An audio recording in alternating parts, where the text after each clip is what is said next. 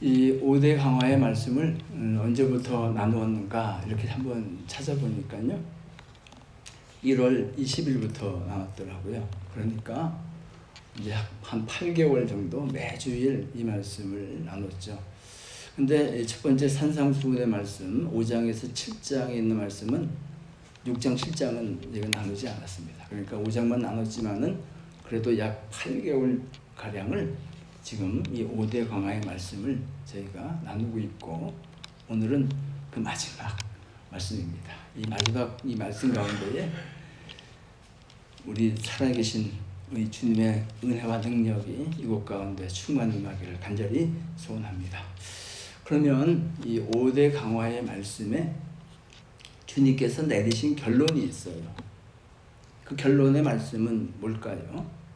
그 결론의 말씀은 제일 마지막 절이 이 결론의 말씀입니다. 46절을 한번 다 같이 읽겠습니다. 시작. 그들은 영벌에 의인들은 영생에 들어가리라. 이것이 이 5대 강화의 결론이에요. 5대 강화의 주제는 천국인데, 그러면 누가 천국에 들어가고 누가 천국에 들어가지 못하는가? 그리고 그 천국과 지옥은 실제한다. 누가 들어가느냐? 의인이 들어가고, 누가 들어가지 못하는가? 악인이 들어가지 못한다 하는 말씀이 결론입니다. 그러면 예수님께서 이 다시 이 땅 가운데 오셨을 때에 천국에 들어갈 자들과 그리고 지옥에 갈 자, 영생과 영벌에 들어갈 자를 구분하십니다. 나누겠다고 하셨어요. 그럼 어떻게 나누실까? 그 말씀도 함께 하셨죠. 31절, 33절 우리가 다 같이 읽겠습니다. 시작. 인자가 자기 영광으로 모든 천사와 함께 올 때에 자기 영광의 보좌에 앉으리니 모든 민족을 그 앞에 모으고 각각 구분하기를 목자가 양과 염소를 구분한 것 같이 하여 양은 그 오른편에 염소는 왼편에 두리라. 주님께서 다시 오실 때에는 영광스러운 모습으로 오시고, 그리고 영광의 보좌에 앉으신다. 이 영광의 보좌는 왕이 앉으시는 자리입니다. 만왕의 왕이요 만주의 주로 오셔서, 그리고 이 영광의 보좌에서 심판을 하시겠다 하는 것이죠. 그 심판하실 때 어떻게 하시는가? 모든 민족을 모으신대요. 그 모든 민족 가운데에는 우리가 속해 있는 이 한국 사람도 있고, 지금 우리와 이렇게 싸우고 있는 일본 사람들도 있을 것이고, 또 우리가 살고 있는 이 미국, 유럽, 아프리카, 이 모든 민족을 주님 앞에 모으신대요. 그리고는 심판을 그 민족별로 덩어리로 하시는가? 또 그건 아니시래요. 어떻게 하시죠? 각각 구분한다 말씀하셨어요. Separate the people one from another. 그러니까 구분하시는데 한 사람씩 하신다는 거예요. 그러니까 그 모습 가운데에는 우리도 반드시 예수님 오셨을 때에 이 심판의 보좌 앞에 우리도 설 것입니다. 그때에 저기 보니까 장로님 계시네, 저기 보니까 권사님 계시네, 어떤 심판을 받을지 궁금하시죠? 그때에 주님께 정말 너는 영생에 들어간다 라는 이 말씀을 듣기를, 우리가 다 듣기를 그렇게 소원합니다. 이 모든 민족이라는 말씀을 하셨죠. 이 모든 민족은 여러 군데에서 사용을 하셨습니다. 예수님께서 이 피 묻은 복음이, 이 복음이 모든 민족에게 전파된 후에야 그때서 비로소 세상의 끝이 오리라 말씀하셨으니까, 이 모든 이 말씀을 미쳐 보면은 모든 민족에게 복음이 전파됐다는 거예요. 그러니까 심판대 앞에 섰을 때에 아 주님 저는 그 복음을 못 들었는데요 하고 이렇게 핑계를 할 수 있어요, 없어요? 없어요. 그리고 주님께서 이 땅을 떠나실 때에 우리가 흔히 얘기하는 지상명령, 대위 명령을 말씀하실 때에도 이 모든 민족이 나와 있죠. 마태복음 28장 19절과 20절 다 같이 읽겠습니다. 시작. 그러므로 너희는 가서 모든 민족을 제자로 삼아 아버지와 아들과 성령의 이름으로 세례를 베풀고 내가 너희에게 분부한 모든 것을 가르쳐 지키게 하라. 볼지어다 세상 끝날까지 너희와 항상 함께 있으리라 하시니라. 여기 모든 민족이 나와 있잖아요. 그러니까 주님의 심판대 앞에 섰을 때 그 모든 민족 중에는 정말 오늘 이 말씀처럼 주님의 이름으로 이 제자들에 의해서 세례를 받은 그런 사람들도 반드시 있을 겁니다. 그리고는 예수님께서는 이 모든 민족을 모아놓고 반으로 쫙 가르치는 것이죠. 영생과 영벌입니다. 저희가 그 사람들을 만나면서요, 그 말씀을 이렇게 전해도 아주 정말 결단을 하고 예수님 말씀을 안 들으려는 사람이 있어요. 그렇게 예수님 믿으십시오, 교회 한번 오십시오 이렇게 얘기해도 정말 목숨 걸고 안 나온 분들, 그런 분들이 있더라고요. 그래서 왜 그럴까? 왜 예수님을 복음을 받아들이지 않을까 하고 저 나름대로 한번 생각했습니다. 그랬더니 두 가지 이유가 있어요. 첫 번째 이유는 뭐냐면은 사후세계, 이 땅에서의 삶을 끝난 다음에 사후세계가 있다는 것을 마음속으로 인정하지 않으면 예수님 안 믿어요. 믿을래야 믿을 수가 없어요. 그리고 두 번째는요, 우리 자신이, 우리 사람이 이 육신과 영혼으로 이루어져 있는데 이 영혼의 존재를 믿지 않아도 예수님 믿을 수가 없어요. 제가 보니까 이 두 가지로 이 결론이 나오는 것을 느꼈습니다. 하버드 의대에 그 정신과 외과 의사 한 분이 있었어요. 그분은 뇌과학을 전공한 분이에요. 그리고 이분은요, 무신론자예요. 근데 어느 날 큰 병에 걸려서 갑자기 쓰러졌어요. 그리고는 7일 동안, 그러니까 하버드 의대 교수고 외과 의사고 뇌를 전공한 사람이니까 아주 이성이 아주 푸릇하게 살아있는 사람이잖아요. 이 사람이 어느 날 갑자기 심한 병으로 인해서 쓰러지고 7일 동안 뇌사 상태에 빠졌어요. 우리가 흔히 하는 코마 상태죠. 그 모습을 제가 좀 가져왔습니다. 제가 읽을 테니까 앞에 화면을 보시고 한번 보세요.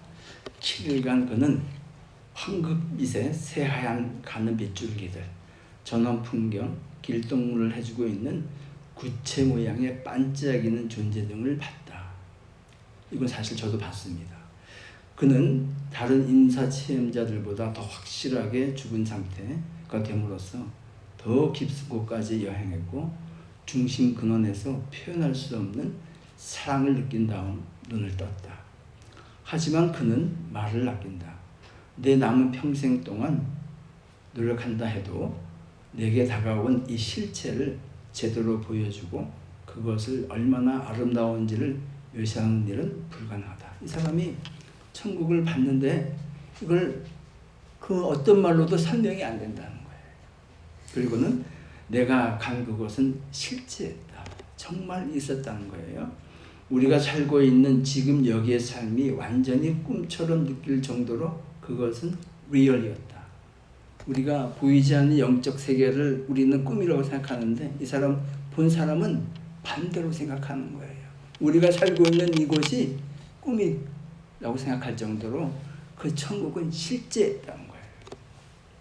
그렇다고 해서 내가 지금의 이 삶에 아무런 가치를 두지 않는다는 뜻은 아니다. 사실은 과거 어느 때보다도 이 삶의 가치를 느끼고 있다. 오히려 지금은 삶의 진정한 맥락을 볼 수 있게 되었기 때문에 우리의 삶은 무의미하지 않다. 그는 이후 교회를 찾아갔고 신을 믿게 되었다기보다는 신을 알게 되었다. 라고 되어 있습니다. 이 54살에 어느 날 갑자기 쓰러진 하버드 의대 뇌과학 신경과 교수의 말입니다. 천국은 분명히 실제한 것입니다. 그래서 사람이 예수님을 믿지 않는 이유가 첫 번째는 이 사후세계를 인정하지 않기 때문에 예수님을 믿지 않습니다. 예수님께서도요, 이 비유의 말씀을 통해서 이 사후세계의 실존함과 모습을 아주 리얼하게 표현하신 그 비유의 말씀이 있습니다. 그 말씀이 다름 아닌 부자와 나사로의 이야기죠. 이 부자와 나사로가 살았는데 둘 다 죽었습니다. 죽은 다음에 두 사람들의 가는 곳이 갈렸어요. 부자는 영벌에, 오늘 말씀은 영벌에, 나사로는 영생에 들어갔습니다. 근데 성경에서는요, 물론 초점이 거기가 아니었기 때문에 예수님께서 말씀하지 않으셨지만은 나사로가 왜 천국에 갔는지에 대해서는 언급이 없어요. 왜 천국에 갔는지. 그러면 나사로가 가난한 거지였기 때문에 천국 갔습니까? 그건 아니겠죠. 그러면 그 천국 가면은 전부 가난한 사람만 있게요? 그건 아니고요. 이 말씀을 먼저 보겠습니다. 누가복음 16장 22절 23절 읽어주세요. 시작. 이에 그 거지가 죽어 천사들에게 받들려 아브라함의 품에 들어가고 부자도 죽어 장사되매 그가 음부에서 고통 중에 눈을 들어 멀리 아브라함과 그의 품에 있는 나사로를 보고, 여기 보시면은 거지가 죽어서 아브라함의 품에 들어갔다 이렇게 돼 있어요. 좀 이상하지 않으세요? 죽으면은 우리가 주님 품에 안기고 사랑하는 우리 아버지 품에 안기지 나사로의 품에 안긴다고, 아브라함의 품에 안긴다고 표현을 하기는 성경 구절은 거의 없어요. 근데 우리 주님께서는 이 나사로가 죽어서 아브라함의 품에 안겼다 이렇게 말씀하고 있어요. 여기에서 주님께서 하시고자 하신 말씀은 뭔가? 이 나사로 비록 거지고 가난하게 살았지만은 아브라함의 품에 안겼다. 즉 믿음의 조상인 아브라함의 믿음을 가진 아브라함의 자녀였다 라는 것을 말씀을 하는 것이죠. 반면에 뒤에 나오지만은 이 부자는 아브라함에 대해서 아버지하고 부릅니다. 그가 인정하는 것은 아브라함과 나는 혈연적으로 육신적인 관계에 있어서 아버지와 아들이라는 거예요. 근데 이 육신적인 관계를 가지고는 도저히 구원을 이룰 수가 없는 것이죠. 구원은 믿음으로만 가능한 것 아니겠습니까? 이 부자에게는 이 영벌과 영생을 결정하는 이 믿음이 없었어요. 그리고는 이 불 속에서, 이 지옥에서 그는 저기 천국에 있는 나사로를 보고 이야기합니다. 그 말씀을 한번 보겠습니다. 24절과 25절 다 같이 읽어주세요. 시작.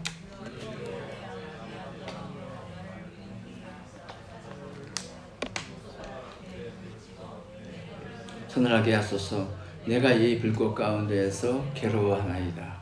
아브라함이 이르되 예, 너는 살아있을 때에 좋은 것을 받았고 나사로는 고난을 받았으니 이것을 기억하라. 근데 이제 여기서 위로를 받고 너는 괴로움을 받느니라. 질문이 생겼어요. 그러면 이 부자는 부자이기 때문에 지옥 갔습니까? 어떻게 생각하세요? 그러면 다 부자는 지옥 가게. 그럼 우리 부자 되면 안 되게 해요? 그건 아니잖아요. 예수님께서 이 비유의 말씀을 통해서 부자가 지옥에 간 이유를 이 불구덩이 속에서, 이 불꽃 가운데에서 괴로워하나이다 이 불구덩이 가운데서 고통받으며 소리치며 신음하는 그 이유를 분명히 말씀하셨어요. 19절부터 21절까지 읽겠습니다. 시작. 한 부자가 있어 자색옷과 고운 베옷을 입고 날마다 호화롭게 즐기더라. 그런데 나사로라 이름하는 거지가 혼대투성이로 그의 대문 앞에 버려진 채 그 부자의 상에서 떨어지는 것으로 배불리려 하며 심지어 개들이 와서 그 헌대를 핥더라. 부자의 삶은요, 날마다 좋은 옷 입고 호화롭게 잔치하며 그렇게 살았습니다. 아니, 여기까지도 저는 it's okay. 하나님께서 복을 주셔서 좋은 옷 입고 잔치할 수 있죠. 그거 나쁘다고 생각하세요? it's okay. 하나님이 주신 복이라면 그걸 누려야죠. 문제는요, 20절이에요. 20절이 뭐예요? 나사로라는 이름하는 거지가 있었는데 그의 대문 앞에 어떻게 해요? 버려졌어요. 그리고 부자에서 상시 떨어지는 것을 먹으면서 배를 채우려고 하고 하도 못 먹으니까 이 총기가 나서 있는데 그걸 개들이 핥았대요. 그러니까 이 부자는요, 오늘 말씀에 너희 중에 지극히 작은 자, 이 나사로의 삶에 대해서 아랑곳하지 않았어요. 그러니까 믿음이 있다고 하지만, 내가 육신적으로는 아브라함의 자손이라고 하지만 그것을 증거하는, 믿음을 증거하는 삶에 전혀 없었어요. 그것을 말씀하시는 것이죠. 그래서 주님께서는 말씀을 하죠. 오늘 본문의 45절 말씀합니다. 이에 임금이 대답하여 이르되 내가 진실로 너희에게 이르노니 이 지극히 작은 자 하나에게 하지 아니한 것 곧 내게 하지 아니한 것이라. 누구에게 하신 말씀이냐면은 영벌에 들어간 자에게 하신 말씀이죠. 지극히 작은 자, 우리 가운데에도 있습니다. 아니, 우리가 살고 있는 이 캘리포니아에 너무나 많아요. 그 말씀은 조금 더 이따 나누기로 하고요. 그렇다면요, 아브라함의 품에 안긴 이 사람, 영생에 들어간 자의 삶은 어떠한가? 정확하게 부자의 삶과 반대예요. 반대. 34절, 36절 읽겠습니다. 함께 시작. 그때의 임금이 그 오른편에 있는 자들에게 이르시되 내 아버지께 복받을 자들이여 나와 창세로부터 너희를 위하여 예비된 나라를 상속받으라. 내가 줄일 때에 너희가 먹을 것을 주었고 목마를 때에 마시게 하였고 나그네 되었을 때에 영접하였고 헐벗었을 때에 옷을 입혔고 병들었을 때에 옥에 갇혔을 때에 와서 보았느니라. 이 말을 들으니까 이 의인이 얘기해요. 아니, 저 그런 적 없는데요. 언제 예수님께서 헐벗고 옥에 갇히고 굶주리고 목마르고 하셨습니까? 저 그거 본 적 없고요. 제가 주님한테 그렇게 한 적이 없습니다. 이렇게 얘기했어요. 그랬더니 주님께서는요, 이 영벌에 들어간 자들에게 하신 말씀과 똑같은 말씀을 하세요. 그 말씀이 40절이죠. 40절 다 같이 한번 읽겠습니다. 시작. 임금이 대답하여 이르되 진실로 너희에게 이르노니 너희가 여기 내 형제 중에 지극히 작은 자 하나에게 한 것이 곧 내게 한 것이니라 하시고, 이 지극히 작은 자에게 하지 아니한 것이 내게 하지 아니한 것이다 말씀하셨어요.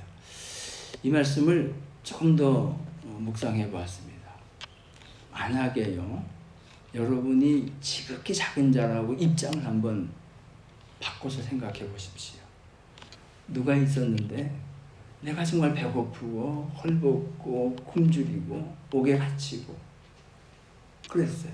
오늘 대표기도 하실 때에도 힘들고 어렵잖아요. 병들리고 하면은 그때 누가 찾아와서 얘기하고 기도해주고 먹을 것을 주고 입을 것을 공급해 줬어요. 그러면 그 지극히 작은 자, 그 한 자가 얼마나 감사했겠어요. 근데요, 주님은 그걸 말씀하지 않으세요.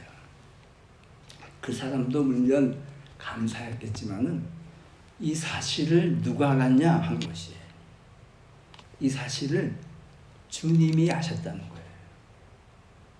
그리고 주님께서는요, 모든 민족을 모아서 마지막 날에 모아서 한 사람씩 one by one, one after another decision making 하실 때에 이 행위를 가지고 심판하신다는 거예요. 이것이 심판의 근거라고 말씀하세요. 절대 믿음이 있고 없냐고 말씀하지 않으셨어요. 그건 논외라는 거예요. 믿음이 있으면은 그 믿음의 증거가 무엇이냐 하고 묻고 계시는 거예요. 이것이 주님께서 심판을 하시는 증거다 하는 것이죠. 우리가 살아있는 동안에 이 믿음의 증거를 많이 쌓는 저와 여러분 예수 가족교회 되기를 예수님 이름으로 간절히 축복합니다. 두 번째, 이 사람들이 예수님을 영접하지 않는 이유는 뭐냐 하면은 영혼의 실체를 알지 못했기 때문이다 라고 말씀을 드렸어요. 이 성경에는요, 이 영적인 세계에서 일어나는 일들에 대해서 하시는 말씀이 아주 많아요. 여러분이 관심을 가지고 성경을 보시면 널려 있습니다. 그 중에서 시편 42편 5절 말씀을 한번 읽어주세요. 시작. 내 영혼아, 내가 어찌하여 낙심하며 어찌하여 내 속에서 불안해하는가?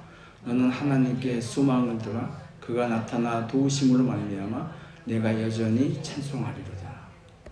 이게 무슨 말씀이냐면요, 자기 영혼이 여기 앞에 있는 것처럼 누구 영혼에게 얘기하는 거예요. Now, my soul, my spirit, why are you disappointed, depressed? 말씀하고 있는 거예요. 영혼에게 얘기하는 거죠. 이거는요, 자신의 영혼을 보지 않고 자신의 영혼의 실체를 느끼지 못한 사람이라면 할 수 없는 말이에요. 그리고 한 구절을 더 보겠습니다.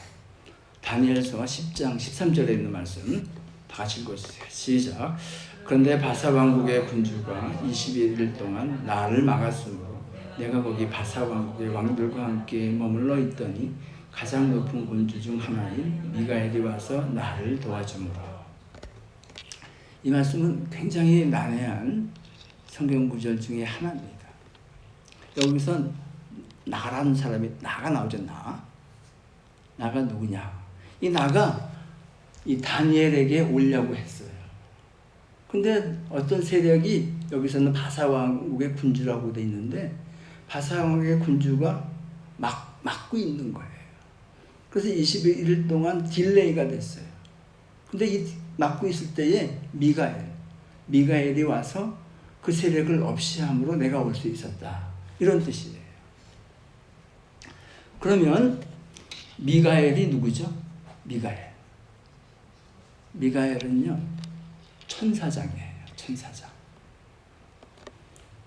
성경에서 예수님의 육신의 어머니인 마리아가 예수님을 잉태했을 때 누가 와서 그 잉태 사실을 알려주죠? 이걸 수태고지라고 합니다. 누가 해주죠?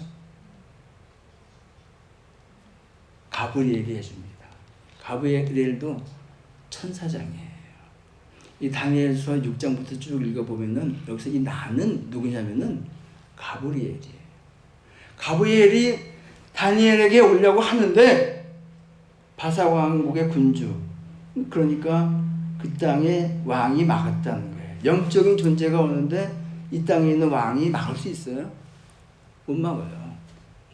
이 말은 무슨 뜻이냐면은 바사 왕국을 다스리고 있는, 영적인 세계를 다스리고 있는 그 영적인 존재가 이 가브리엘이 가는 것을 막았다는 뜻이에요. 막고 있는데 다른 천사장인 미가엘이 와서 이걸 없애줬다는 거예요. 그래서 내가 올 수 있다는 얘기예요.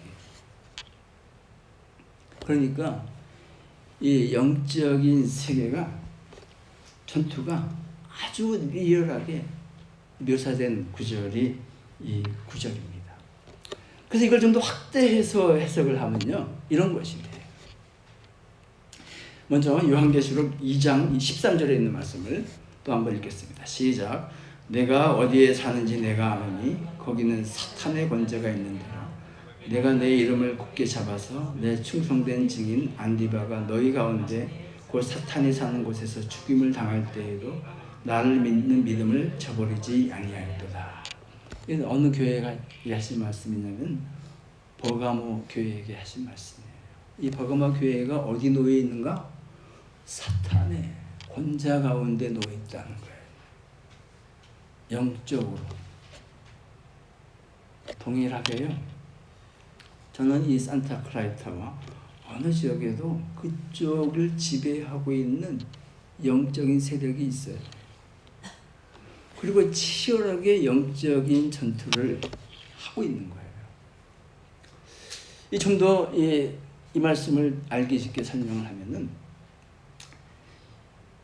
이 엘리야라는 분이 있죠. 엘리야라는 분이 이제 그 850명하고 싸워서 이긴 다음에 이세벨의 협박 한마디로 이제 도망을 하죠. 그리고 뭐라고 그러죠?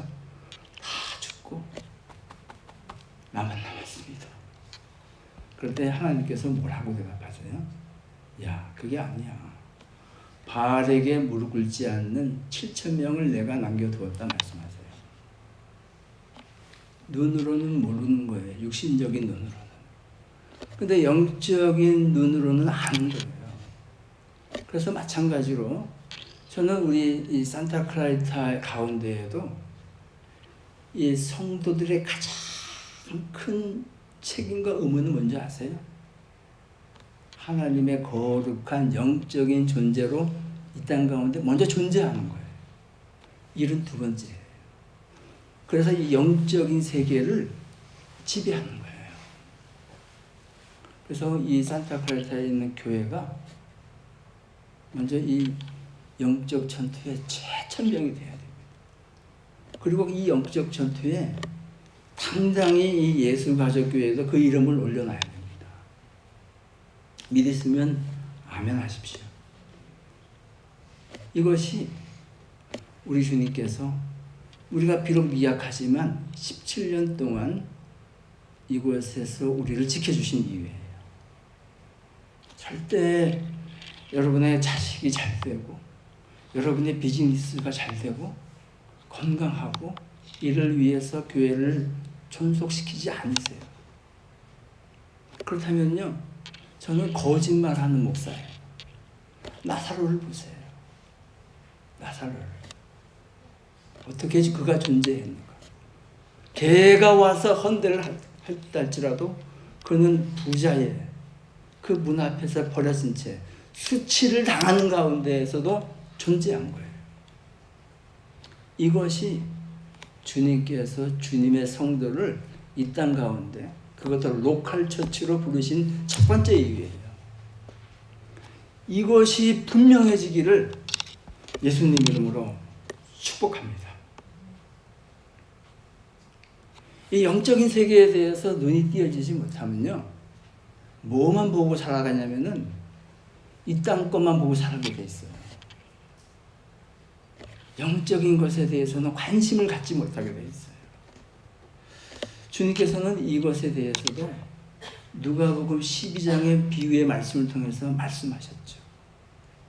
그 누가복음 12장에 있는 말씀을 또 같이 한번 읽도록 하겠습니다. 누가복음 12장 16절과 17절 다 같이 읽어주세요. 시작.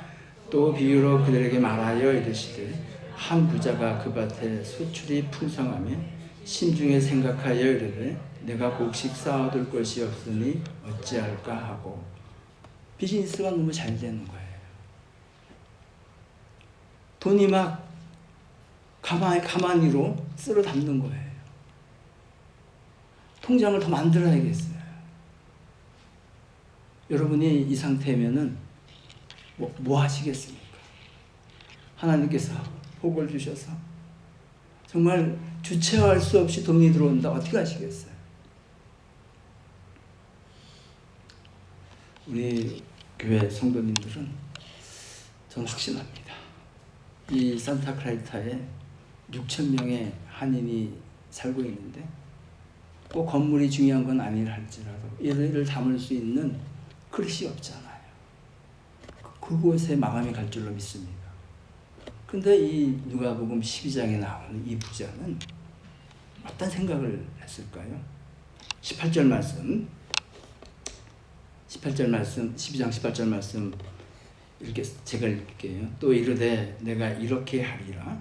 내 곡간을 헐고 더 크게 짓고 내 모든 곡식과 물건을 거기 쌓아두리라. 그러니까 영적인 세계에 대한 인식이 없으면은 이렇게 받은 이 돈을 더 내가 나를 위해서 모아둬야겠다. 이 생각밖에 안 하는 거예요. 육신적인 삶이죠.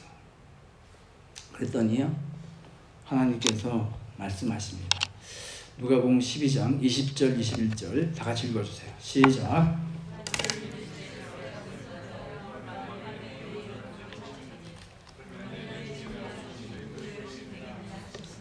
자기를 위하여 재물을 쌓아두고 하나님께 대하여 부어하지 못한 자가 이와 같으니라. 영혼의 존재를 인정한다고 해도요, 그 영혼이 자기 거라고 생각해요.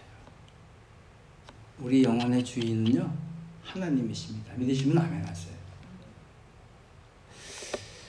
그래서 이 사후 세계와 영적인 세계에 대해 영혼에 대해서 자각을 하고 있으면요, 반드시 예수님 영접하게 돼 있어요. 마음이 열리게 돼 있어요. 여러분은 제가 조금 전에 아까 간증한 걸 읽어드릴 때 저도 봤다 이렇게 얘기했는데, 여러분은 영혼을 보신 적 있습니까? 보신 적 있으세요? 저는 분명히 얘기하지만 봤어요. 봤습니다. 이 부분은 조금 말씀드리기가 좀 조심스러운데, 제가 작년에 기도원에 간 적이 있습니다. 한 3일, 4일 이렇게 금식하면서 기도하는데 좀 힘들었어요. 그때 상황이. 또 올 6월에도 제가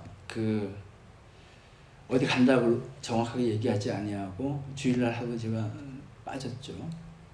너무 힘들었어요. 설교할 수 있는 그 힘도 없었어요. 그래서 아시는 목사님에게 맡기고 기도원에 갔어요. 그때 하나님께서 저에게 보여주신 것이 있었어요. 주님께서. 뭘 보여주셨냐면은 영혼에 대해서 보여주셨어요. 사람들의 영혼은요, 이 안에 실제합니다. 실제하는데 어떤 사람의 영혼은 그 사람의 존재를 가득 채울 정도로 존재해요. 그 영혼이 주님을 향해서 자란 사람이죠. 근데 어떤 사람의 영혼은요, 이 손바닥만 해요. 쪼그라도 그렇게 쪼그라질 수가 없어요. 제가 기도하는 가운데서 본 거니까 거짓말은 아니죠. 영혼은요, 분명히 실존하고 실제합니다. 우리 육신의 삶은, 라이프 스팬은 맥시멈 100년이라고 할지라도 우리 영혼은 영원한 거예요. 둘 중에 하나로. 영벌 아니면 영생으로. 여러분은 무엇을 위해서 잡으시겠습니까? 주님께서는 오늘 이 말씀을 하시면서 단 한마디도 나를 믿으면 구원받는다 말씀하지 않으셨어요. 심각한 말씀 아니겠어요? 그렇다고 해서 예수 믿으면 예수님과 구원이 상관없다는 말씀을 하신 것은 전혀 아니에요. 이 말씀을 하신 이유는 뭐냐면요, 너희 가운데 지극히 작은 자에게 행한 그 행동이 나에게 하는 행동이다. 이 말씀을 통해서 믿음이 있다고 하면 믿음의 증거를 삶 속에서 보여라 하는 말씀이에요. 저에게 하시는 말씀이고 여러분에게 하시는 말씀이고 예수를 믿는다고 하는 세상 모든 사람에게 하시는 말씀이죠. 그리고 주님께서 다시 오셨을 때에 판단과 심판의 근거는 영생과 영벌을 나누는 기준은 바로 이 믿음의 증거라는 거예요. 믿음이 있냐 없냐가 아니에요.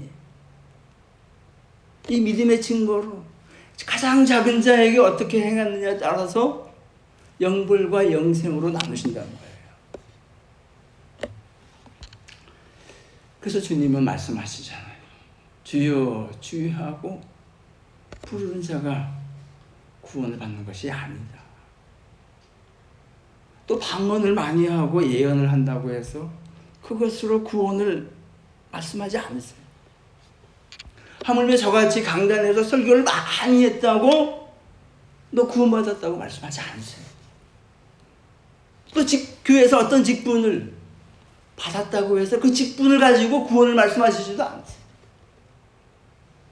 분명하게 말씀하시는 영벌과 영생을 나누는 증거는 그 믿음의 증거를 가지고 어떻게 살았냐는 거예요. 그걸 가지고 영벌과 영생을 판단하시겠다 말씀을 하십니다. 말씀을 정리하도록 하겠습니다. 오늘 하나님 주님의 말씀 가운데 40절과 45절 말씀 다 같이 한 번 더 읽고 말씀을 마치겠습니다. 다 같이 시작. 임금이 대답하여 이르시되 내가 진실로 너희에게 이르노니 너희가 여기 내 형제 중에 지극히 작은 자 하나에게 한 것이 곧 내게 한 것이니라 하시고 이에 임금이 대답하여 이르시되 내가 진실로 너희에게 이르노니 이 지극히 작은 자 하나에게 하지 아니한 것이 곧 내게 하지 아니한 것이니라 하시고 이것이 영벌과 영생을 나누는 주님의 판단 근거입니다.